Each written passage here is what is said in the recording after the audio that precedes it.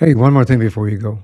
Have you ever wondered how an artist's heritage influences their creative journey? Or how does one create emotive landscapes that resonate deeply with the heart? Stay tuned because in this episode, we're going to answer those questions and many more as we have a conversation with Catherine Geraird. She's a multi-talented artist and a musician whose creative pursuits are as diverse as her heritage. With a unique half French, half Peruvian background, she inspires a voyage through art and music, and we will discover how she bridges those cultures, crafting mesmerizing visuals and soundscapes that resonate with sincerity and cultural identity. Let's dive into her world and experience the magic of her music, her art, and storytelling.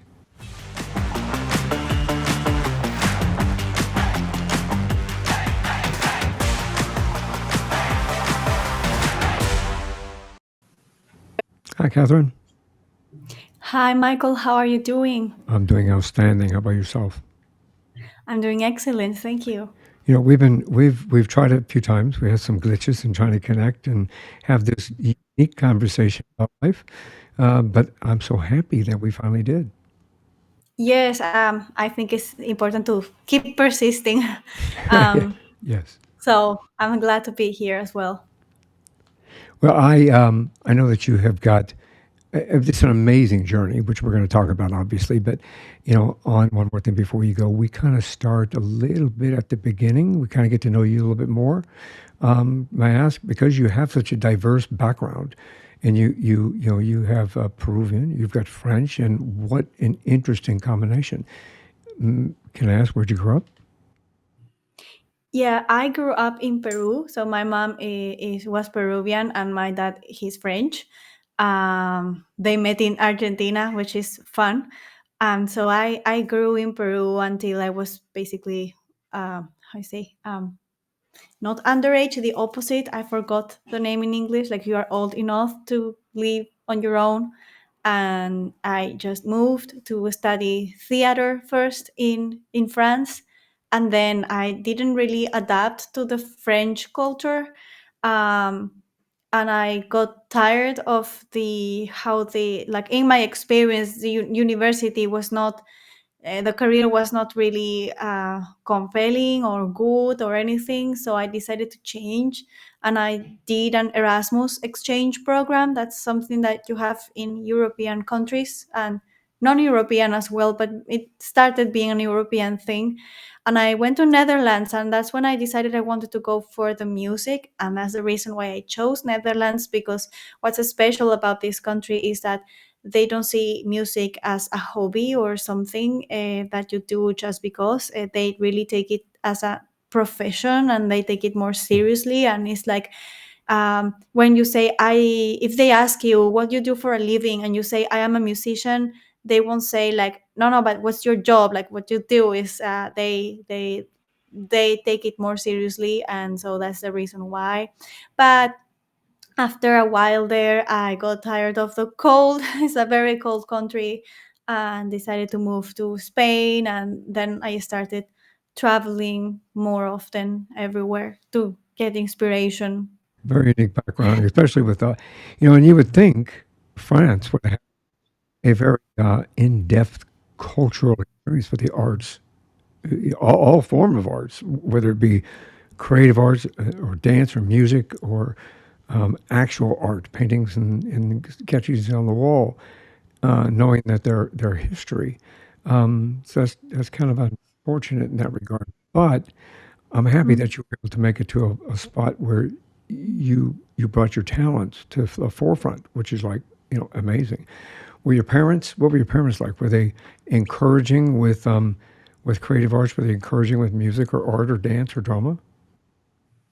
My dad, he's an artist as well. He paints, so he always told me that it's important that I do what I really want to do in life, because we just have one life. Like there's evidence for reincarnation and everything, as far as we know.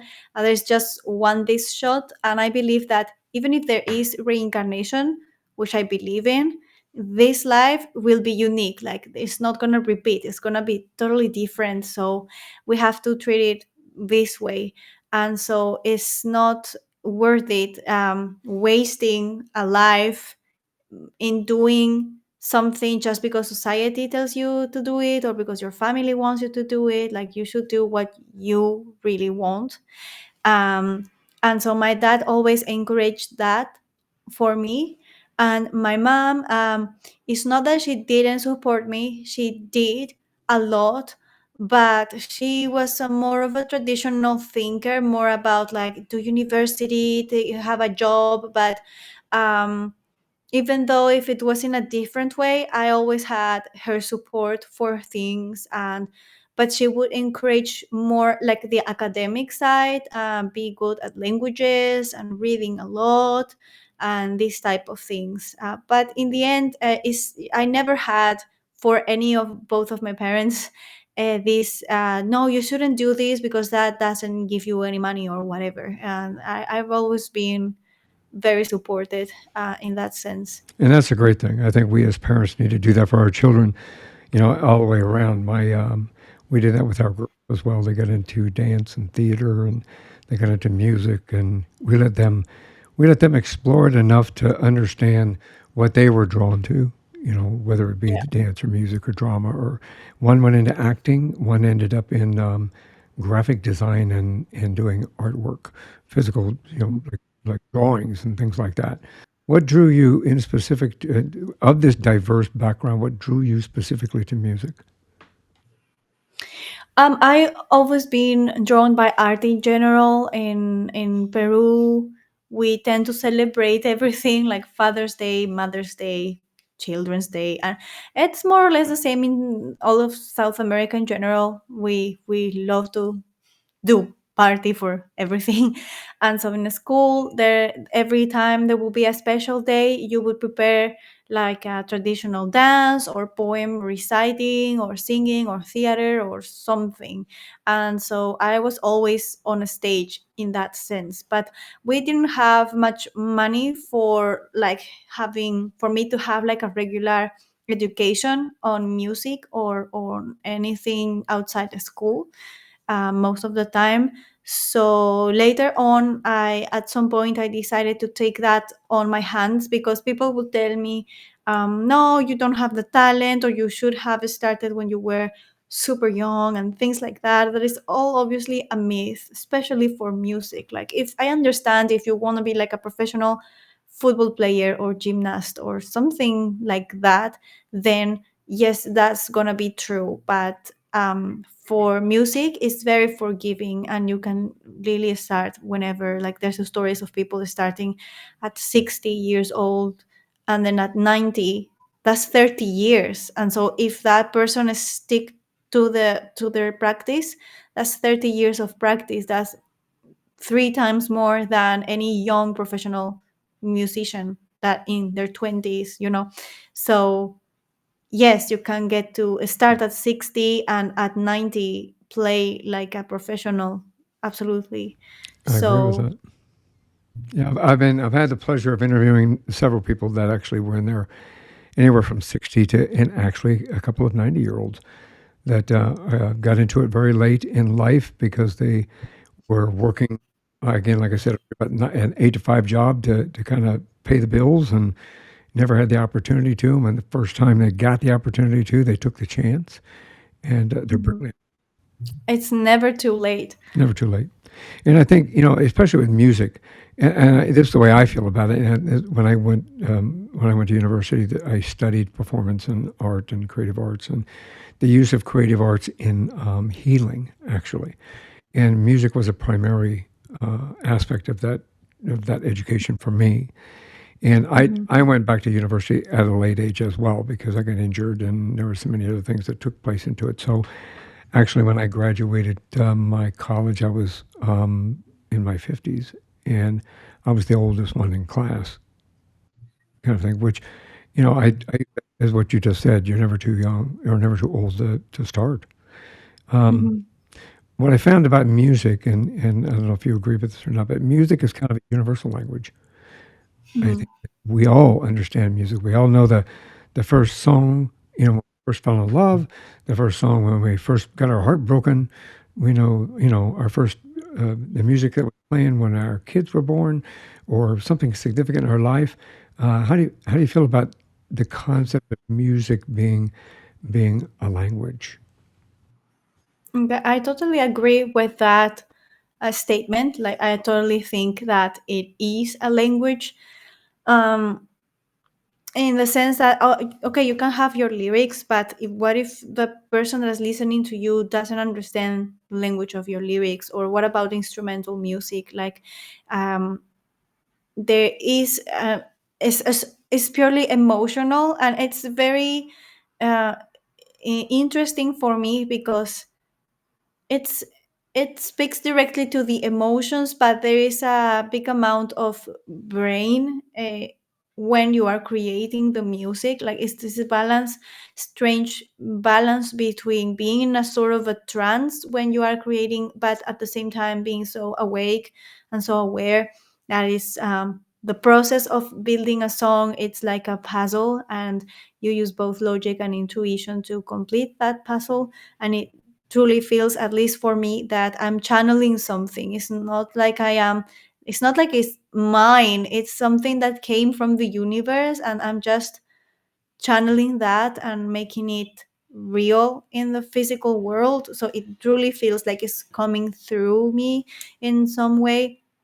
And good music that is not only well written but also well mixed, and this is a whole different world that is not much talked about, but the importance of mixing of for a song, it's huge. And for very well done songs, some of them can really literally take you to a whole other place. And that's there is there's a reason why you it's called the soundscape, or yeah, sound, yeah, soundscape, not the sound landscape, the soundscape. It's because you, if you mix it well, all the elements, all the instruments that you're using, um it truly feels in your mind like a space, like a depth that is being created, and you can clearly feel the place that the instruments are taking, and they even have like a shape. And this is not something subjective. Like, you truly there's like places, like over the years, with the development of the mixing science and art is also an art. Every style of music has developed their traditions for where and how they place the instruments in the soundscape.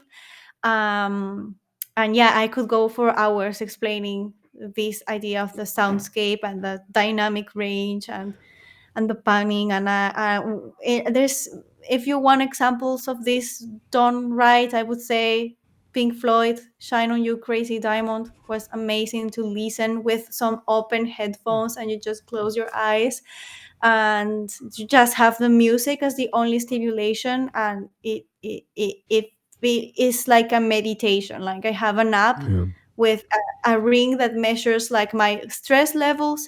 And the moment where I was in those 13 minutes listening to that song, my stress level was like down. I was completely relaxed. So that's one exercise to do, to listen to Pink Floyd with open headphones. Well, it I can relate to that. Yes, I can.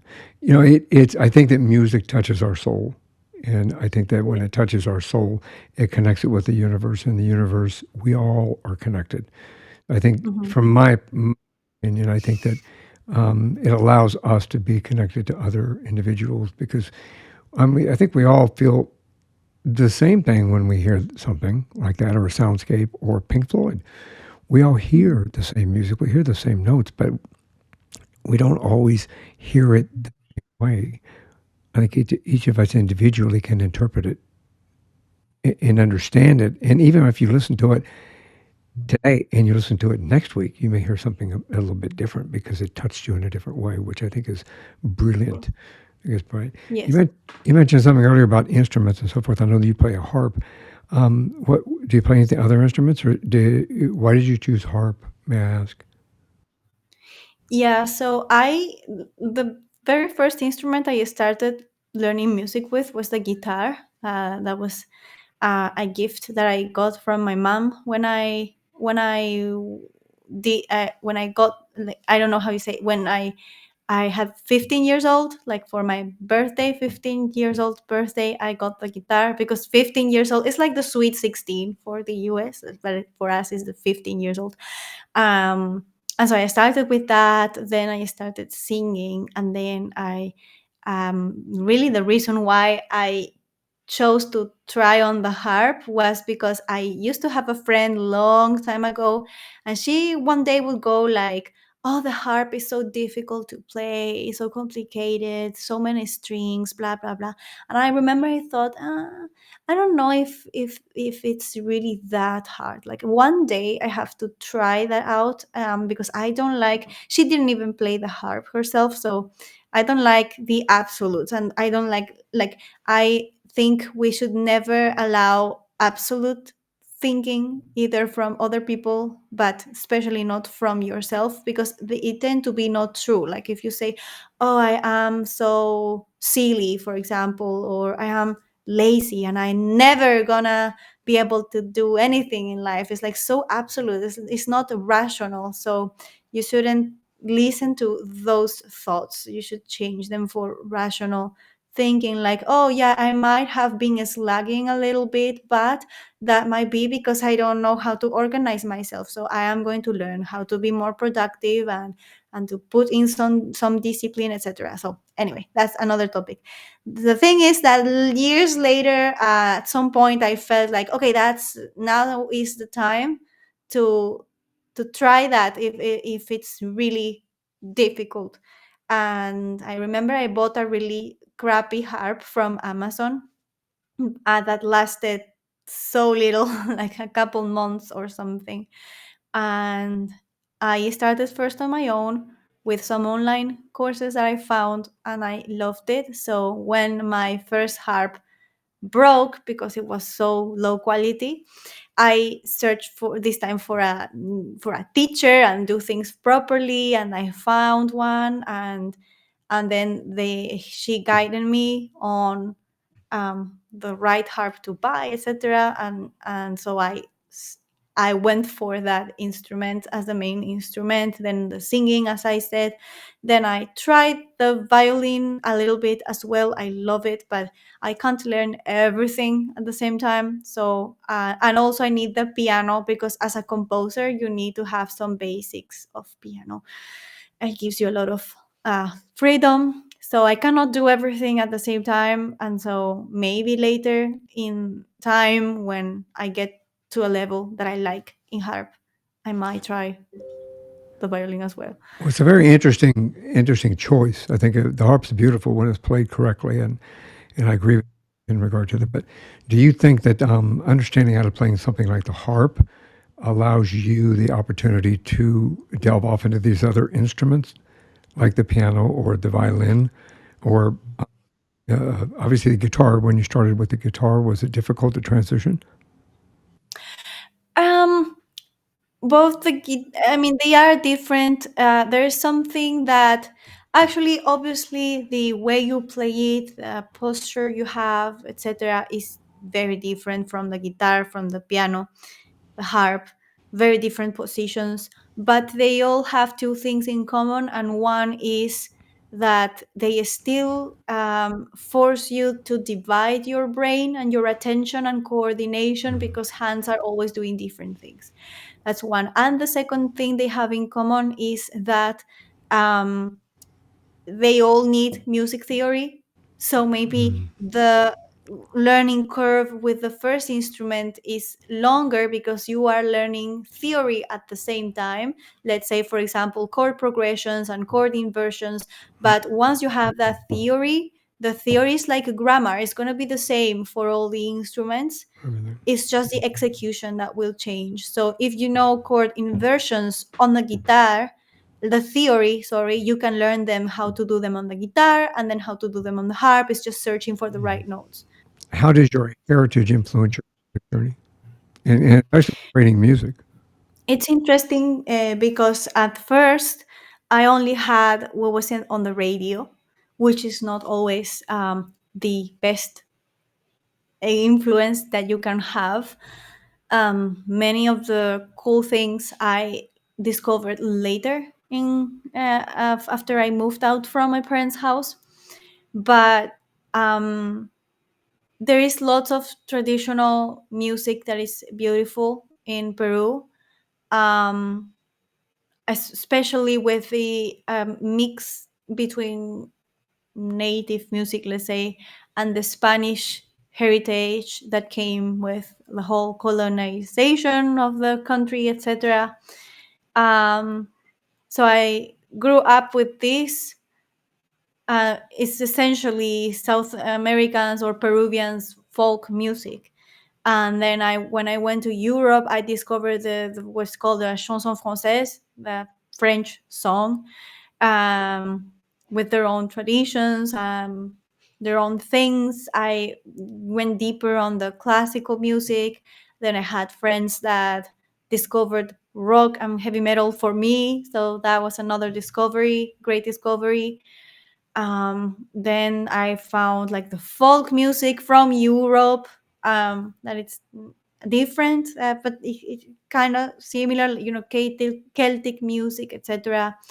And so it was like a huge puzzle. Like, okay, that's all of this is interesting, and there's elements from everything that I love, and so I just started making music and learning orchestration and how to put different elements of the different styles that I like to kind of create something that was like a mix of all of it.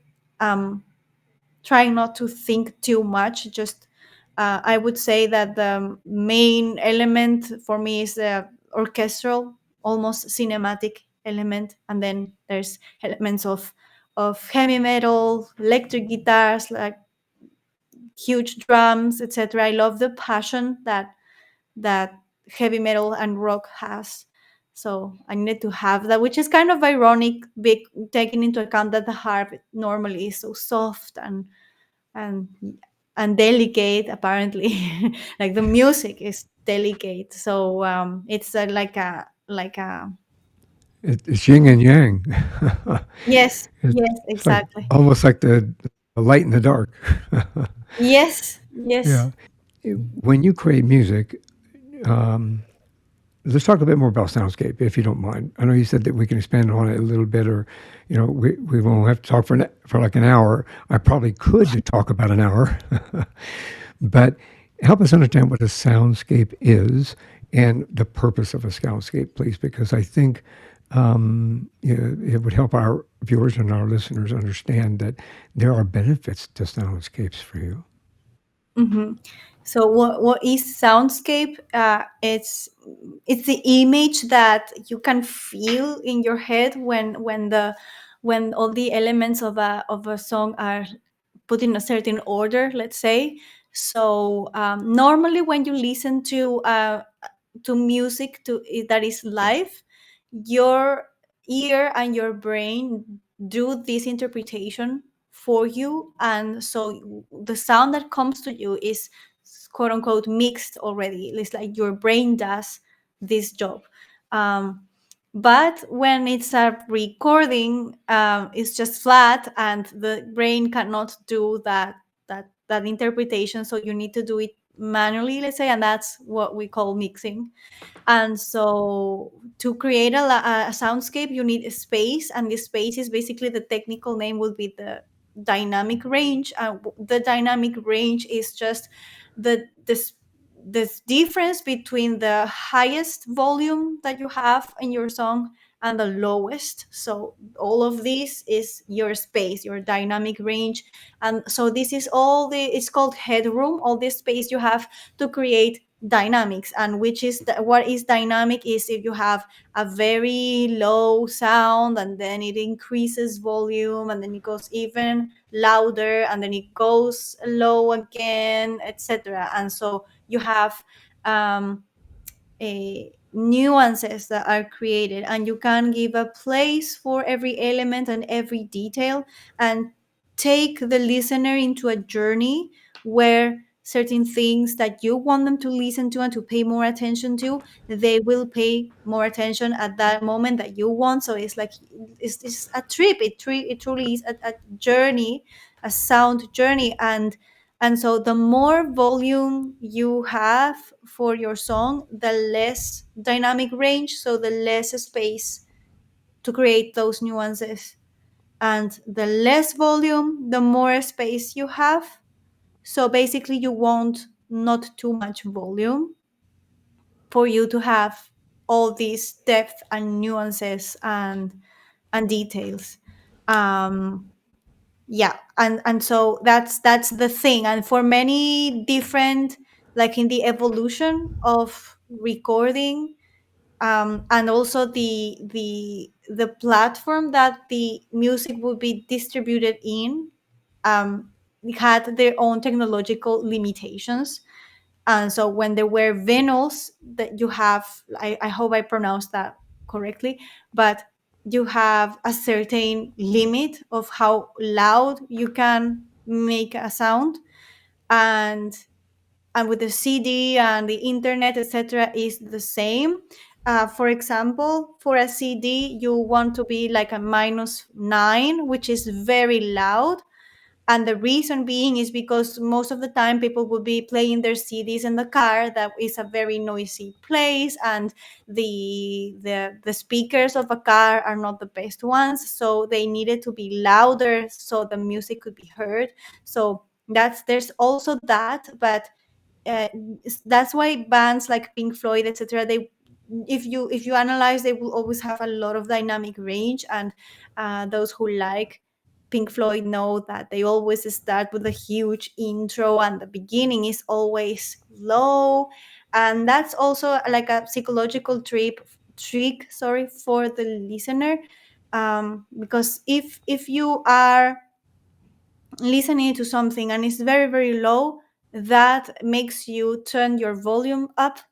And so when the strong part comes, where you are like, wow, taking away, because it's the whole volume, and it's like a strategy. And there's like a sort of a climax that happens, like, wow, I didn't expect this to happen. And so you can, so that all of this is very interesting. And that's just one aspect of the landscape as volume. Then you have the panning and the EQ and the different effects that you can use, that will affect your perception of those sounds, so It's an interesting way that they're, it's like you said earlier, it's like a jigsaw puzzle, Mhm. putting a jigsaw Yes. puzzle together.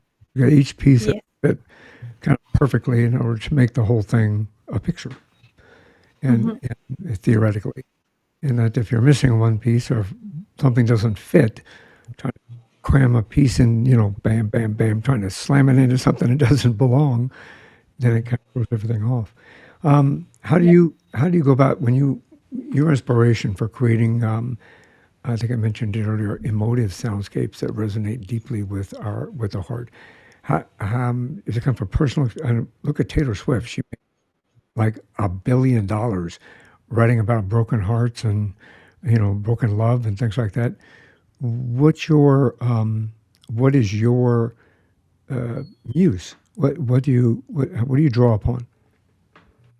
um I like, for example, a band that inspires me, even though I it's not my favorite band, but a band that inspires me in terms of the lyrics, especially, is Iron Maiden, because they are capable of talking about everything and making songs about everything, about history, legends, myths, everything. I don't know if they did it like a personal challenge to never talk about love. They don't really have a love song. The only song that I know that has the name love on it is actually Wasted Love, and that's all they have. So I don't know why. I'm not against writing about love, and by any means, I actually do have a couple love songs somewhere. But there is so many topics.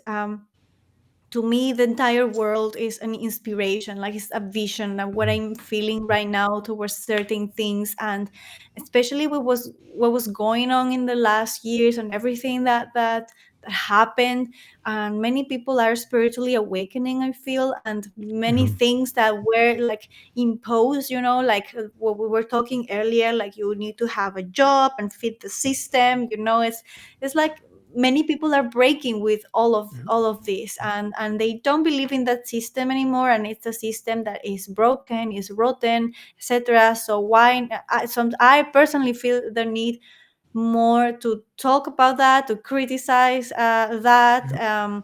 and how everything is like a circus. And so you have the little harlequins and clowns that are like puppets that try to distract you with music that is flat and superficial.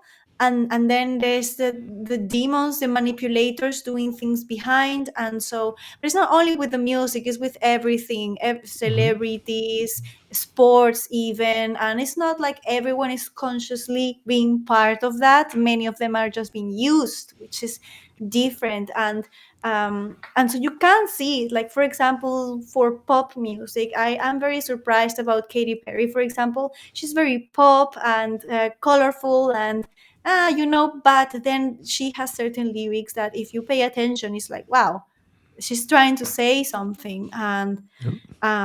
yeah, so I for me it's a challenge to not I don't say no to love or heartbreak, but I don't want it to be my only source Right. of inspiration.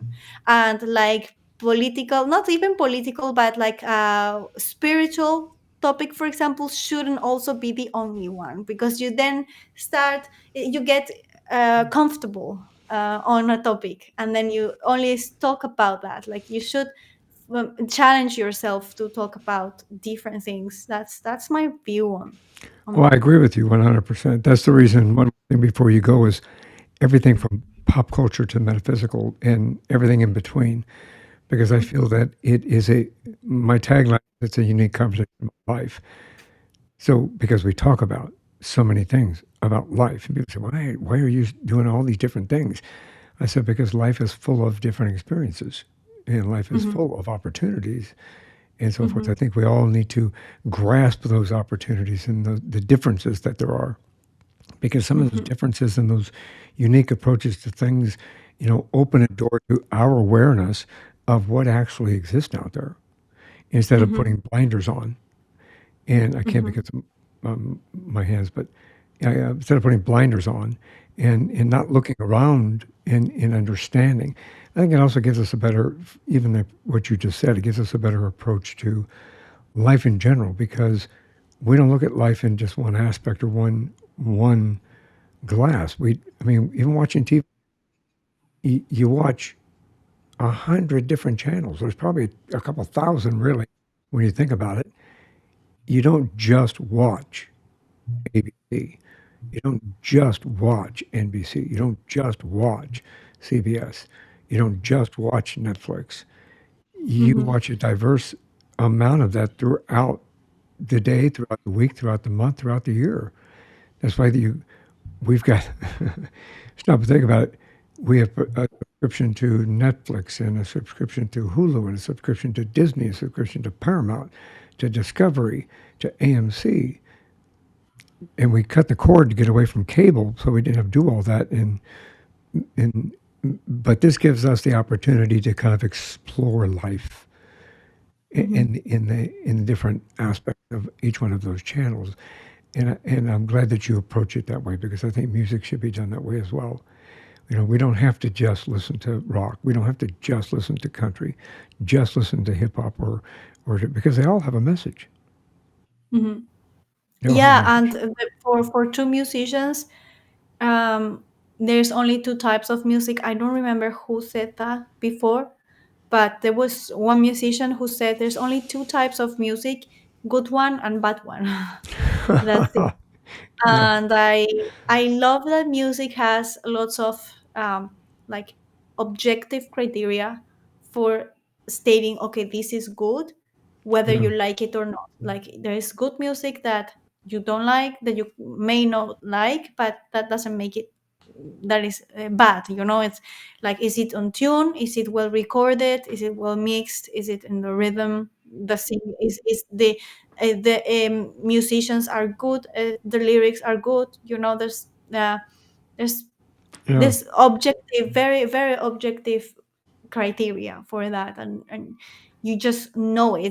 there's no You can do some exactly. mental gymnastics, but you know. Well, that's why I feel about. I also feel that way about performance, including Mm, dance.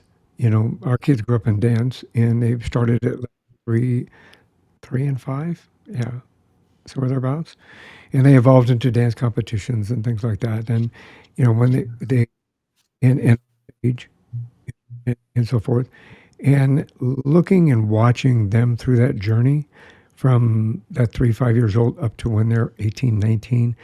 My Her oldest daughter still dances because she's in the entertainment field, so she still dances. But you watch the evolvement of them being able to understand storytelling mhm, with the use of dance, in that it also is a language. You know, dance, music, both of those are a language.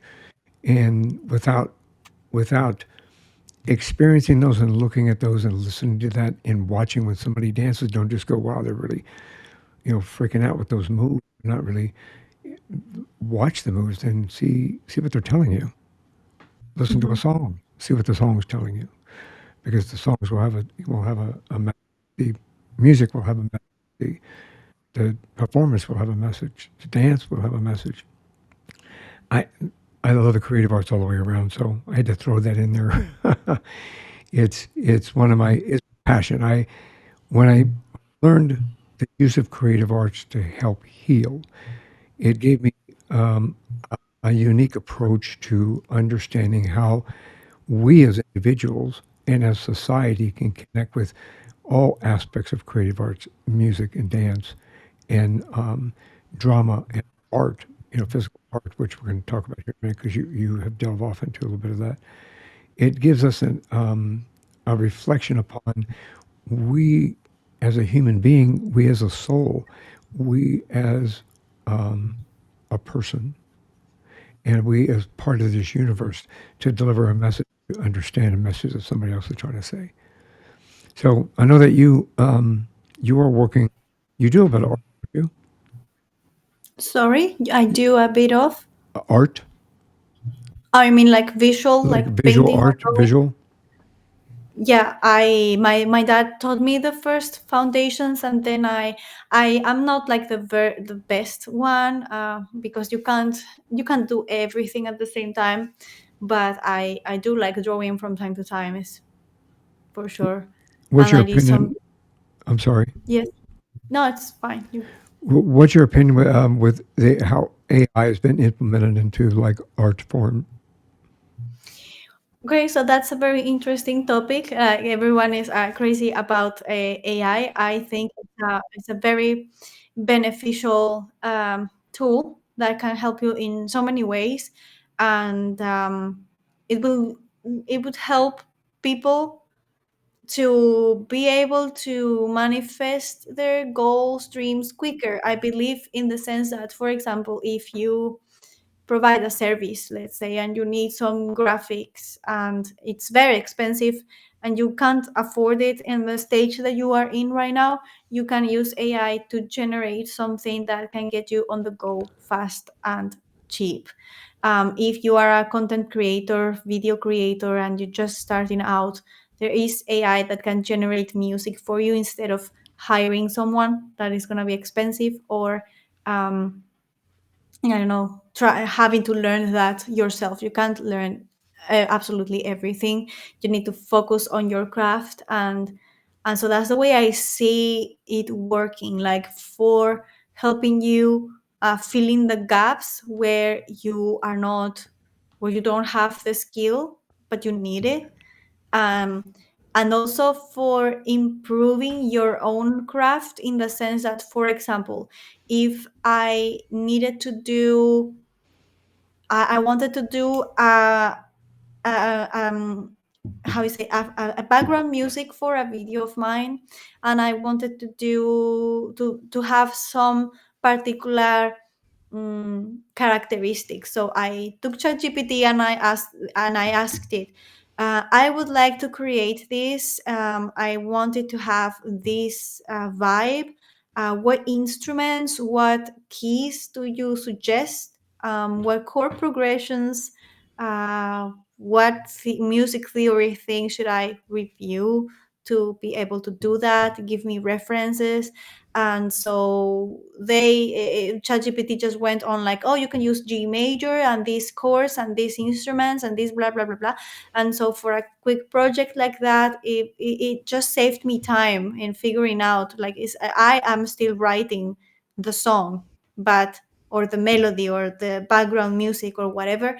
But the with ChatGPT in particular, you have to treat it as a person, as an assistant or a friend that you are just talking to, and feed it with information about like context about what you're trying to do, so the answer is as relatable or coherent for your context as possible.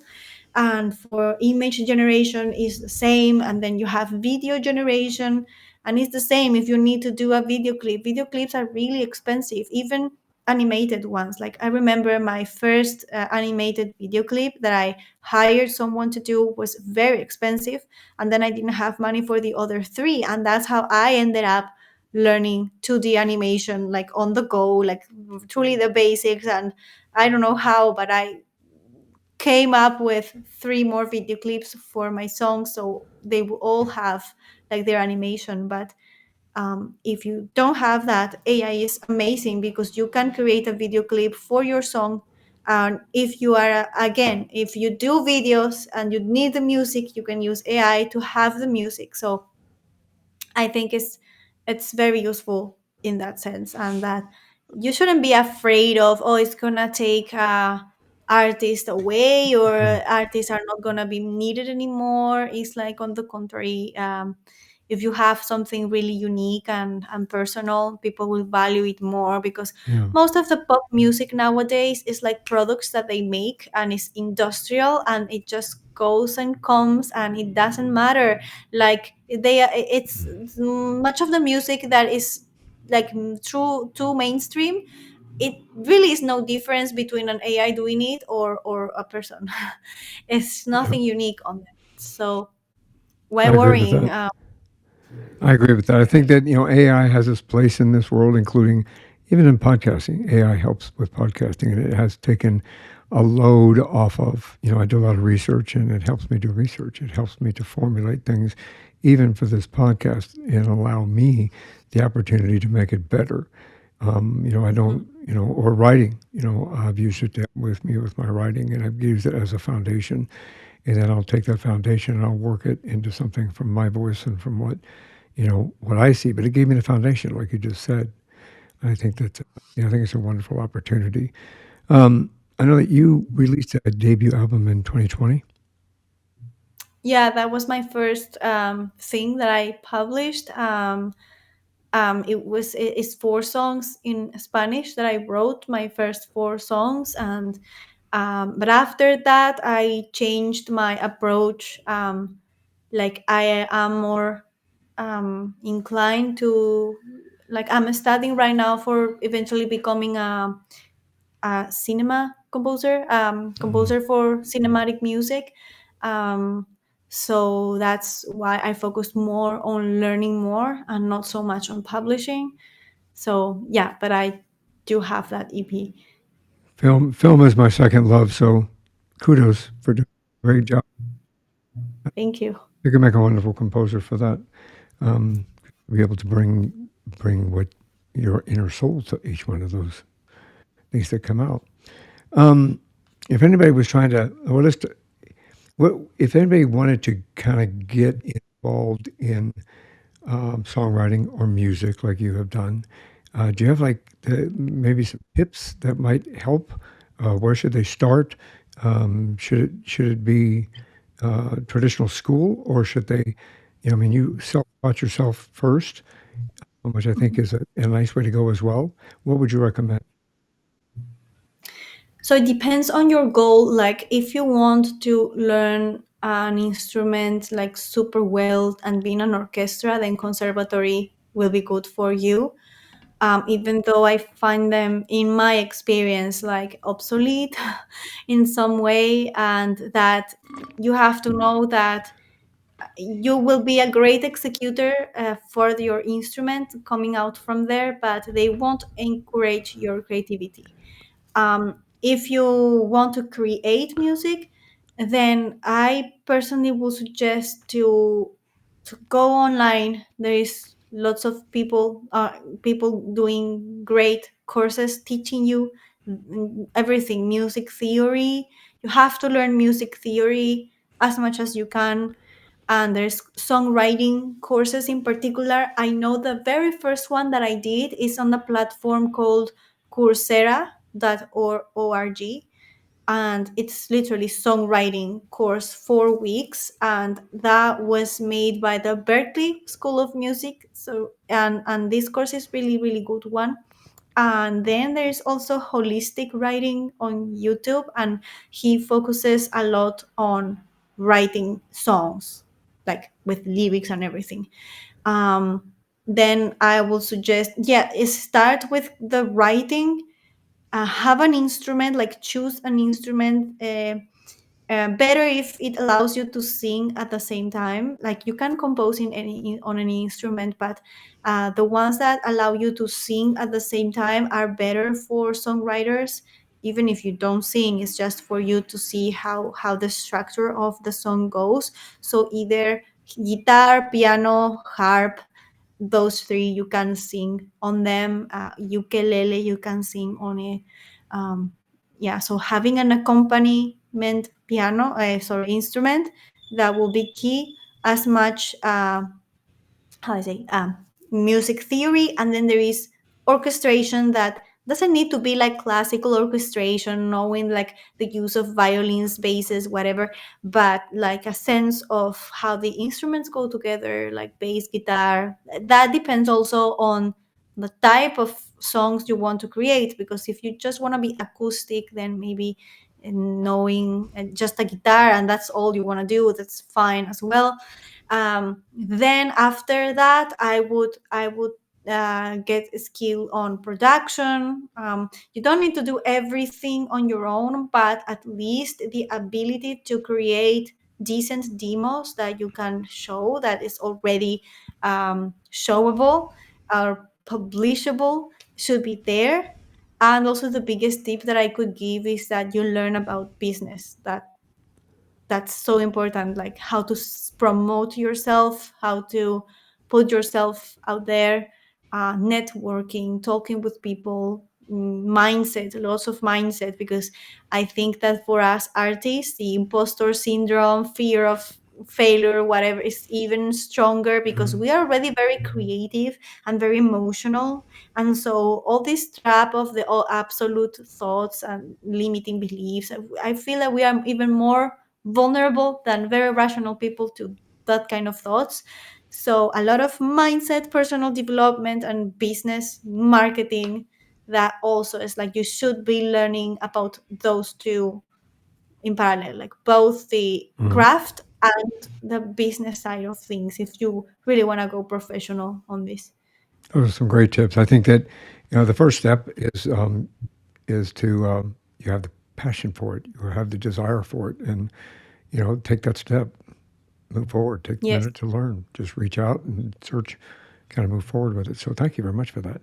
If It's been a great conversation so far. I could probably talk for another hour, but I know that we don't have that time. But maybe you can come back another time and we can continue with it. But tell us a bit about you, how to get a hold of you, and where people can find you in regard to everything music and what you have to offer and so forth, if you will, please. Yes, so as in the screen, you can find me on my YouTube channel, Catherine Geraird. I'm actually on all platforms, all social media as Catherine Geraird, and my website, catherinegeraird.com. And yeah, I am an artist, and I thank you all for your time listening to me here. Thank you so much, Michael, for inviting me here. I appreciate. Oh, absolutely. While you're here, we can also find you on Instagram. You should follow you on Instagram, if you can, please. It's down here at the bottom of the screen, but for those people that are listening, could you say it out loud for me? Yes, it's Catherine Geraird, Catherine Geraird.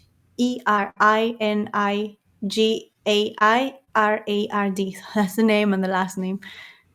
That's great. And all of that will be in the show notes. People have an easy way to connect to it. So if you're driving or if you're doing something else in the middle of this, you can just go back and make reference to the show notes and it'll all be there. Catherine, it's been a wonderful conversation. Thank you very much for sharing your journey and what you have to offer to the world in regard to creativity. I think it's an absolute brilliant opportunity for us to understand music from the heart and all aspects, from harps to Pink Floyd. So thank you for being here. I really appreciate it. This is one more thing before you go. Do you have any last words of wisdom? Sure. Um, no, I think I can't think of anything right now. That's okay. I think you said a lot of it a few minutes ago. So again, thank you very much for being here. Thanks for sharing your journey, and everyone else out there. Thank you very much for being a part of One More Thing Before You Go. We appreciate you being part of this community. Please like, subscribe, share, follow us, listen to us, watch us on YouTube, and thank you for being here.